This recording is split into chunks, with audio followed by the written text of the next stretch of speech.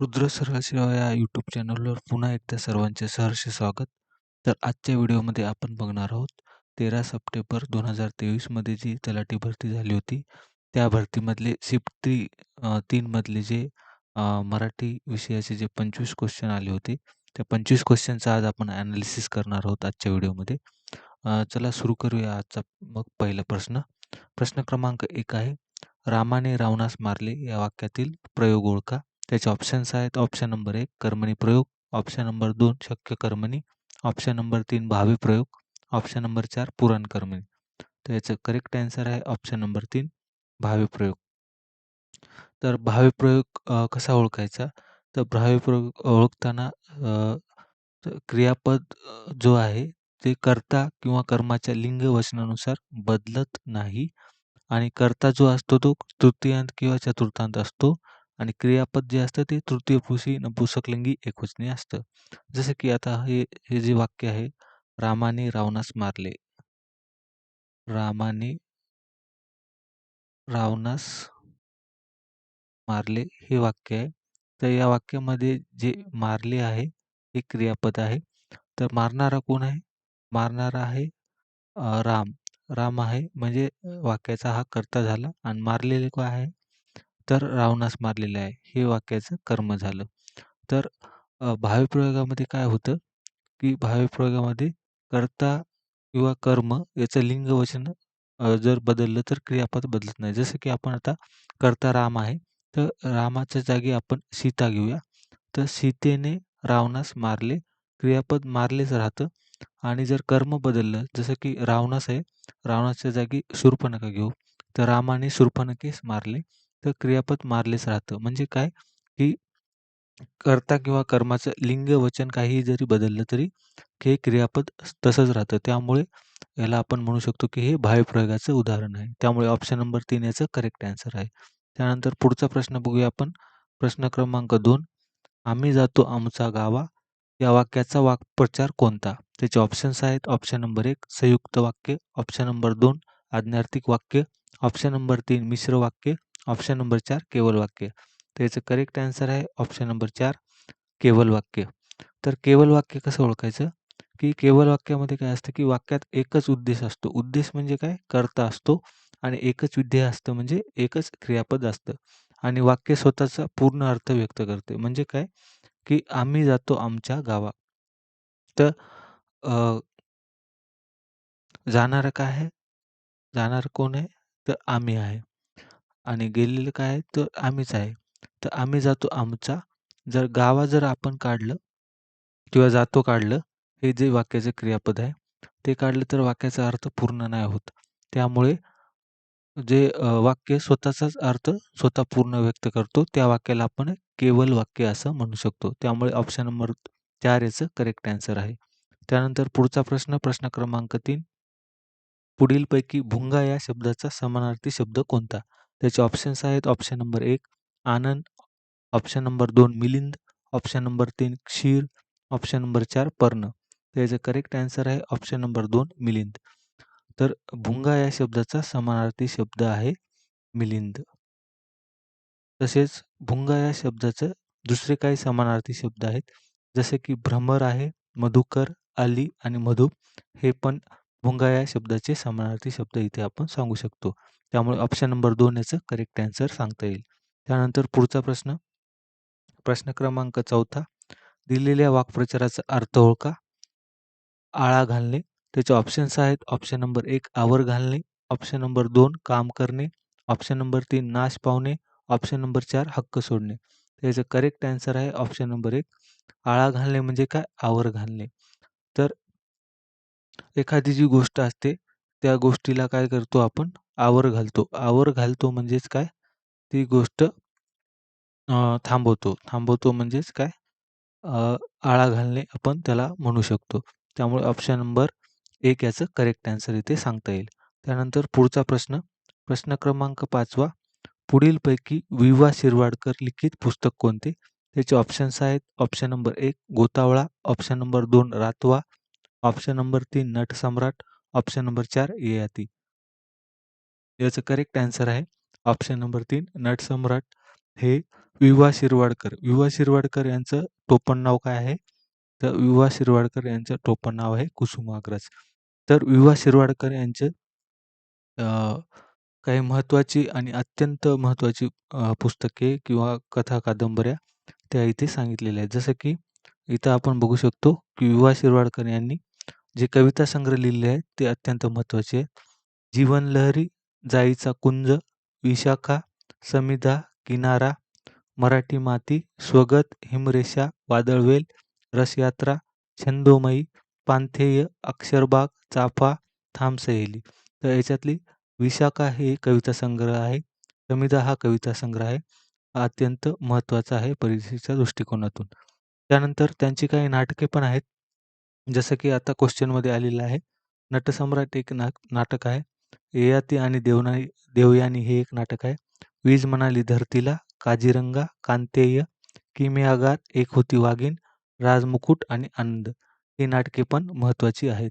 तर यापैकी महत्त्वाचं आहे कांतेय, नटसम्राट जे की परीक्षेला आलेलं आहे आणि त्यानंतर ययाती आणि देवयानी ही पण अत्यंत महत्त्वाचं आहे.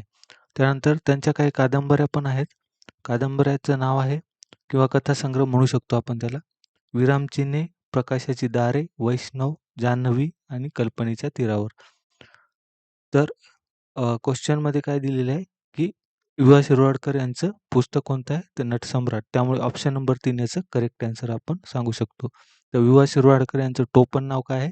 कुसुमाग्रज हे त्यांचं टोपणनाव आहे. त्यानंतर प्रश्न क्रमांक 6वा. ज्या समासात द्वितीय पद प्रधान असते त्यास कोणता समास म्हणतात? त्याचे ऑप्शन्स आहेत. ऑप्शन नंबर 1 द्विगु समास, ऑप्शन नंबर 2 अव्ययीभाव समास, ऑप्शन नंबर 3 बहुव्रीही समास आणि ऑप्शन नंबर 4 तत्पुरुष समास. त्याचं करेक्ट आन्सर आहे ऑप्शन नंबर 4 तत्पुरुष समास. म्हणजे काय? तत्पुरुष समासामध्ये काय असतं, की द्वितीय पद महत्त्वाचं असतं म्हणजे काय? त्याला आपण प्रधान म्हणू शकतो. प्रधान म्हणजे महत्त्वाचं पद आहे द्वितीय पद आणि जे अर्थाच्या दृष्टीने जो गाळलेला शब्द असतो, जेव्हा विग्रह करतात शब्दाचा, तो घालावा लागतो तत्पुरुष समासामध्ये. तर तत्पुरुष समासाचा एक प्रकार आहे, जसं की विभक्ती तत्पुरुष समास. तर विभक्ती तत्पुरुष समासामध्ये त्याचे काही उदाहरणं इथे दिलेली आहेत. जसं की सुख प्राप्त आहे, तर त्याचा विग्रह केला तर सुखाला प्राप्त. तर ला हा प्रत्यय आहे द्वितीय विभक्तीचा. त्यामुळे हे द्वितीय विभक्ती तत्पुरुष समासाचं उदाहरण आपण इथे म्हणू शकतो. कर्मवीर आहे, कर्माने वीर हे तृतीय विभक्ती तत्पुरुष समासाचं उदाहरण आहे. ने प्रत्यय लागलेला आहे विग्रह करताना. त्यानंतर देवघर, देवासाठी घर, चतुर्थी विभक्ती तत्पुरुष समासाचं हे उदाहरण आहे. साठी हा विग्रह करताना आपल्याला त्याचा प्रत्यय लागलेला आहे. त्यानंतर चोर भय, चोरापासून भय, तर पासून हा पंचमी विभक्तीचा प्रत्यय इथे लागलेला आहे. तर हे पंचमी विभक्ती तत्पुरुष समासाचं उदाहरण आहे. देवपूजा, देवाची पूजा. तर चा, ची, चे हे षष्ठी विभक्तीचे प्रत्यय आहेत. तर ची ही षष्ठी विभक्तीचं अव्यय आहे. त्यामुळे इथे आपण म्हणू शकतो की हे षष्ठी विभक्ती तत्पुरुष समासाचं उदाहरण आहे. आणि पानकोंबडा आहे.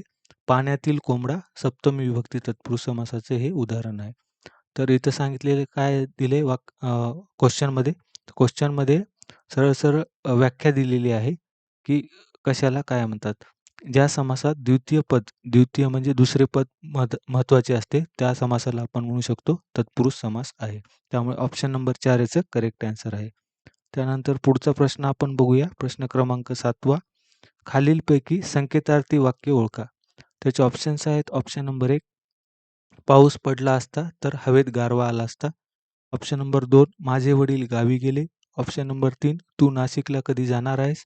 ऑप्शन नंबर 4 अबब केवढी प्रचंड आग ही. तर आपल्याला काय ओळखायचे वाक्यामध्ये? संकेतार्थी वाक्य ओळखायचे. तर संकेतार्थी वाक्य कसं ओळखायचं? तर वाक्यामध्ये जर किंवा तर सारखे जर संकेतदर्शक शब्द आले असतील आणि त्या वाक्यामध्ये जर एक अट पूर्ण झाल्यावर दुसरे कार्य घडले असेल, तर त्या वाक्याला आपण म्हणू शकतो की संकेतार्थी वाक्य आहे. जसं की आता ऑप्शन नंबर 1 मध्ये पाऊस पडला असता तर, तर हा संकेतदर्शक शब्द आलेला आहे. तर काय झालं असतं? हवेत गारवा आला असता. तर पाऊस पडला असता हे एक वाक्य झालं आणि हवेत गारवा आला असता हे दुसरं वाक्य झालं. तर अट काय सांगितलेली आहे? जर पाऊस पडला असता तरच हवेत गारवा आला असता. तर पाऊस पडला नसता तर हवेत गारवा आला असता का? म्हणजे काय अट काय आहे, की पाऊस पडण्याची अट आहे इथे आणि कार्य काय झालेलं आहे, हवेत गारवा आल्याचं कार्य झालेलं आहे. त्यामुळे ऑप्शन नंबर 1 याचं करेक्ट आन्सर आपण सांगू शकतो. आणि विद्यार्थी वाक्य कसं ओळखायचं, की ज्या वाक्यामध्ये कर्तव्य, योग्यता, शक्यता आणि इच्छा व्यक्त केलेली असते, त्या वाक्याला आपण विद्यार्थी वाक्य म्हणतो. आणि आज्ञार्थी वाक्यामध्ये आज्ञा केलेली असते, विनंती केलेली असते किंवा उपदेश केलेला असतो, त्या वाक्याला आपण आज्ञार्थी वाक्य म्हणतो. त्यामुळे ऑप्शन नंबर 1 याचं करेक्ट आन्सर आहे.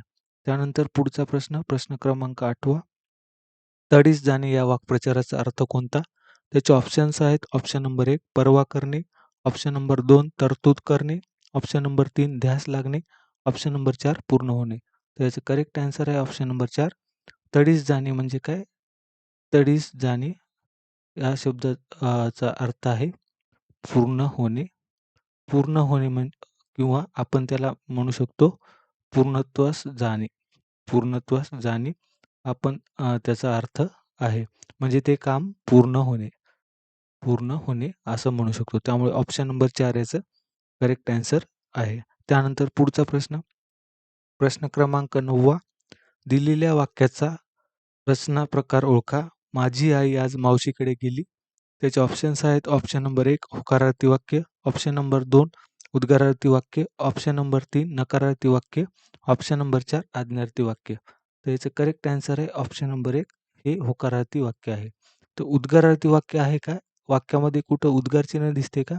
त्यामुळे उद्गारार्थी वाक्य इथं येणार नाही आणि नकारार्थी वाक्य पण येणार नाही. वाक्यामध्ये कुठेच नकार दिसत नाहीये. आणि आज्ञार्थी वाक्य, आज्ञा, विनंती इथे केलेली आहे का?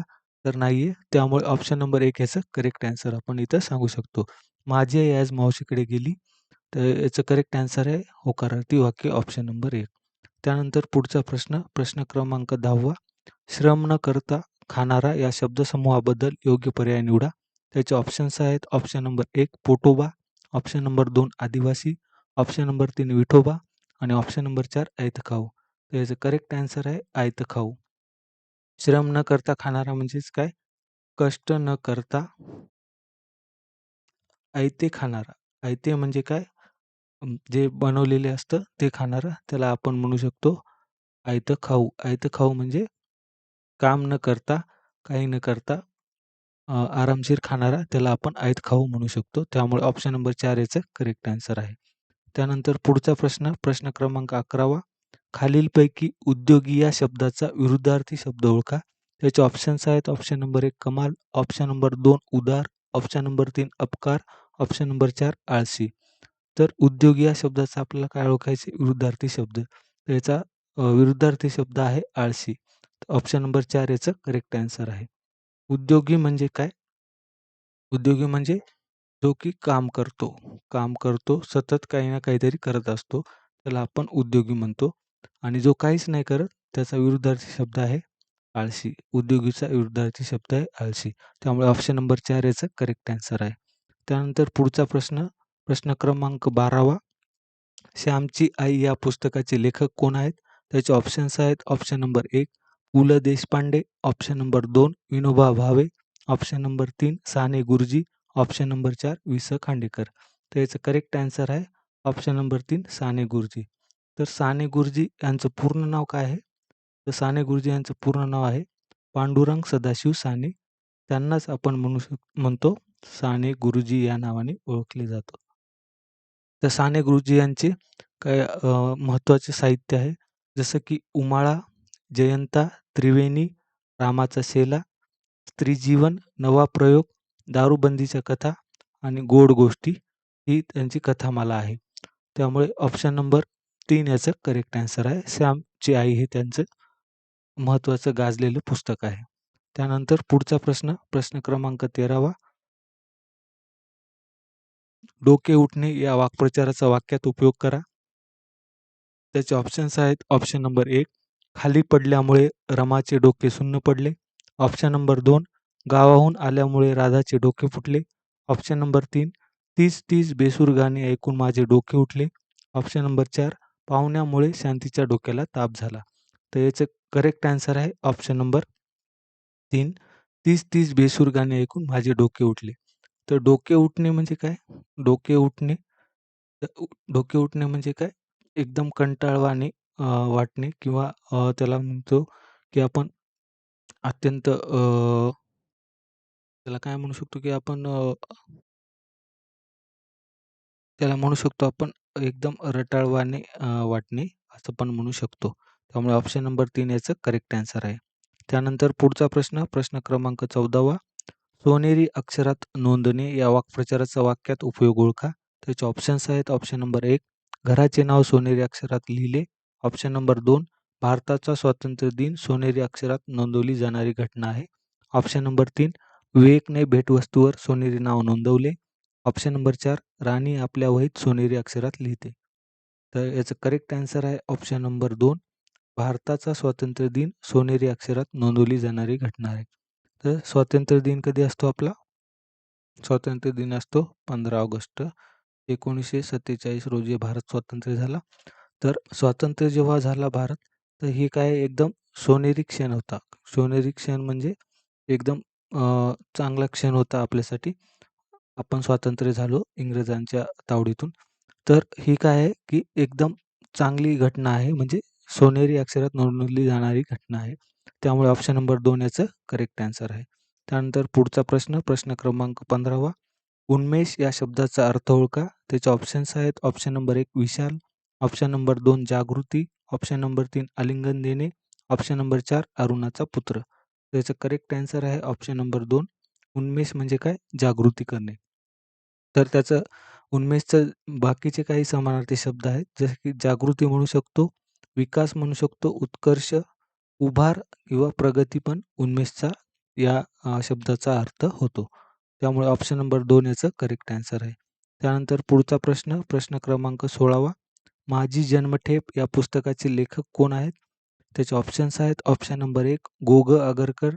ऑप्शन नंबर 2, वि. सावरकर. ऑप्शन नंबर 3, गोकृ गोखले. ऑप्शन नंबर 3, म. फुले. तर याचं करेक्ट आन्सर आहे ऑप्शन नंबर 2, वि. सावरकर. म्हणजेच कोण?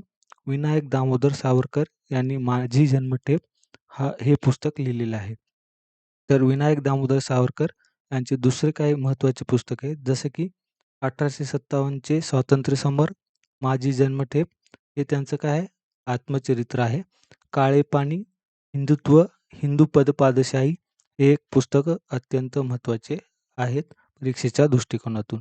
तर माझी जन्मठेप हे त्यांचं काय आत्मचरित्र आहे विनायक दामोदर सावरकर यांचं. म्हणजेच काय? वि. सावरकर यांचं. त्यामुळे ऑप्शन नंबर 2 याचं करेक्ट आन्सर आहे. त्यानंतर पुढचा प्रश्न, प्रश्न क्रमांक 17वा. पुढीलपैकी अमोघ या शब्दाचा अर्थ कोणता? त्याचे ऑप्शन्स आहेत. ऑप्शन नंबर 1, कोरडा. Option number 2, नित्यसफल. ऑप्शन नंबर 3, निष्फळ. ऑप्शन नंबर 4, मनस्वी. याचं करेक्ट आन्सर आहे ऑप्शन नंबर 2, नित्यसफल म्हणजेच काय? अमोघ.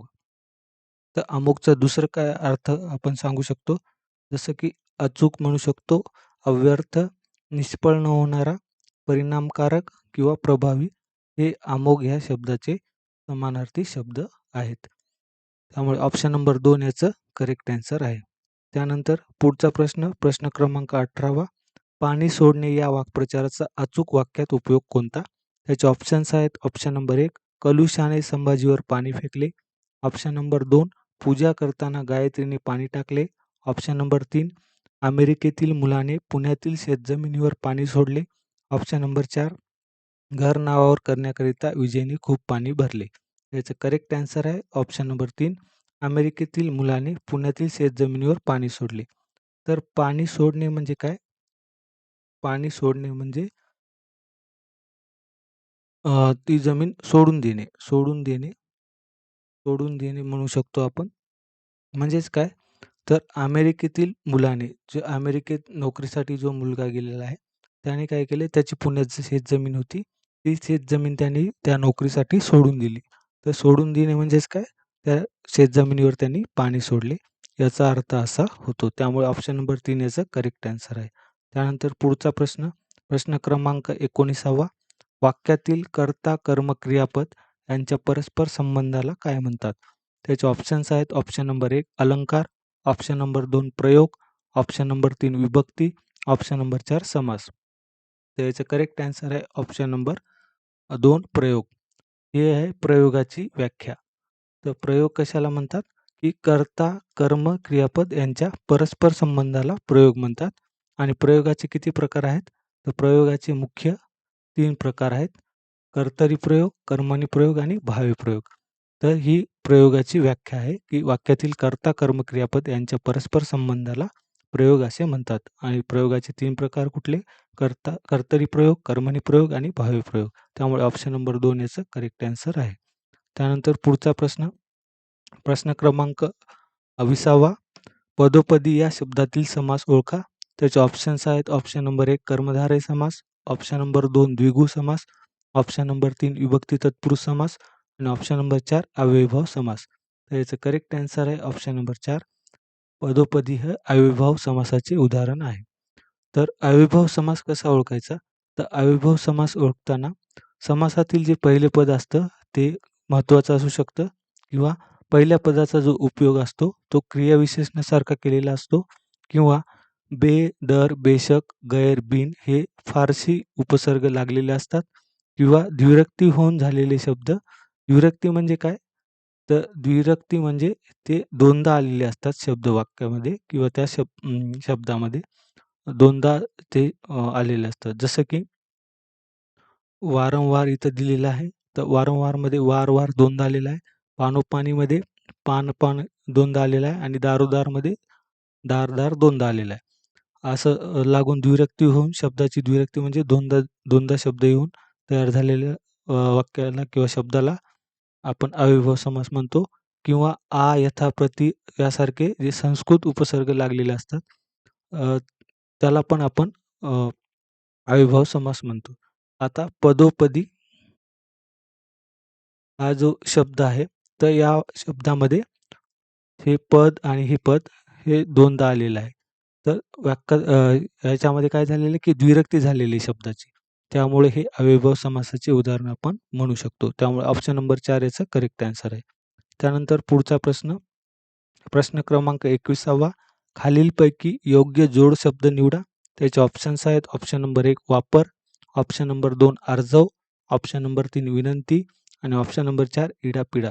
त्यामुळे करेक्ट आन्सर आहे ऑप्शन नंबर 4 इडापिडा हा जोड शब्द आहे. तर जोड शब्द कशाला म्हणतात? की 2 शब्द जोडून जो शब्द तयार होतो त्याला जोड शब्द आपण म्हणू शकतो. जसं की या शब्दामध्ये इडा आणि पिडा हा शब्द मिळून जोड शब्द तयार झालेला आहे. त्यामुळे ऑप्शन नंबर 4 याचा करेक्ट आन्सर आहे. त्यानंतर पुढचा प्रश्न, प्रश्न क्रमांक 22वा. खालीलपैकी देशाभिमान शब्दाचा विरुद्धार्थी शब्द कोणता? याचे ऑप्शन्स आहेत. ऑप्शन नंबर 1 संरक्षक, ऑप्शन नंबर 2 देशभक्ती, ऑप्शन नंबर 3 देशद्रोह, ऑप्शन नंबर 4 विद्रोही. तर याचं करेक्ट आन्सर आहे ऑप्शन नंबर 3 देशद्रोह. तर देशाभिमान या शब्दाचा आपल्याला विरुद्धार्थी शब्द ओळखायचा आहे. देशाभिमान म्हणजे काय? देशाचा अभिमान. देशाचा अभिमान. याचा विरुद्धार्थी शब्द काय आहे? देशद्रोह. देशद्रोह म्हणजे काय?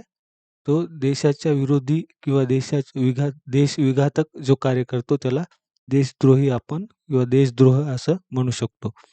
आणि जो देशाचा अभिमान बाळगतो त्याला आपण देशाभिमान असं म्हणू शकतो. त्यामुळे याचा विरुद्धार्थी शब्द आहे देशद्रोह. ऑप्शन नंबर 3 याचा करेक्ट आन्सर आहे. त्यानंतर पुढचा प्रश्न, प्रश्न क्रमांक 23वा. खालीलपैकी देवाज्ञा या शब्दाचा समानार्थी शब्द कोणता? त्याचे ऑप्शन्स आहेत. ऑप्शन नंबर 1 शांती, ऑप्शन नंबर 2 प्रहसन, ऑप्शन नंबर 3 देहावसान, ऑप्शन नंबर 4 निंदा. तर देवाज्ञा म्हणजे काय?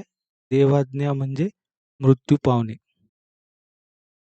मृत्यू पावणे म्हणजेच काय? स्वर्गवासी होणे. स्वर्गवासी हा पण त्याचा समानार्थी शब्द आहे. तर देहावसान म्हणजे मृत्यू पावणे. तर देवाज्ञाचा समानार्थी शब्द आहे ऑप्शन नंबर 3 देहावसान. त्यामुळे ऑप्शन नंबर 3 याचा करेक्ट आन्सर आहे. त्यानंतर पुढचा प्रश्न 24वा.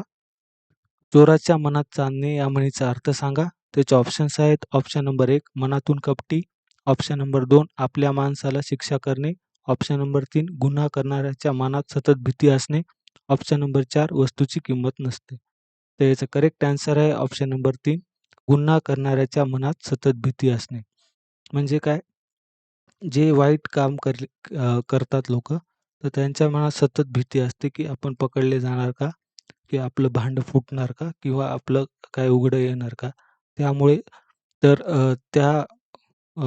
यासाठी आपण ही म्हण वापरतो, जी चोराच्या मनात चांदणे असते. म्हणजेच काय? गुन्हा करणाऱ्याच्या मनात सतत भीती असते. त्यामुळे ऑप्शन नंबर 3 याचं करेक्ट आन्सर आहे. त्यानंतर शेवटचा प्रश्न, प्रश्न क्रमांक 25वा. उपस्थित या शब्दाचा विरुद्धार्थी शब्द ओळखा. त्याचे ऑप्शन्स आहेत. ऑप्शन नंबर 1 अशाश्वत, ऑप्शन नंबर 2 अनुपस्थित, ऑप्शन नंबर 3 कायम, ऑप्शन नंबर 4 हजर. तर याचं करेक्ट आन्सर आहे. सोपा प्रश्न होता हा. ऑप्शन नंबर 2 अनुपस्थित हा उपस्थित या शब्दाचा विरुद्धार्थी शब्द आहे. तर आजच्या व्हिडिओमध्ये आपण इथेच थांबणार आहोत. भेटूया पुढच्या व्हिडिओमध्ये. व्हिडिओ आवडल्यास नक्की कमेंट करा, लाईक करा, शेअर करा आणि चॅनलला सबस्क्राईब करायला विसरू नका. आणि जे काही तुमचे मित्र-मैत्रिणी आहेत त्यांच्यापर्यंत हा व्हिडिओ पोहोचवा. त्यांच्यापर्यंत हा व्हिडिओ शेअर करायला विसरू नका.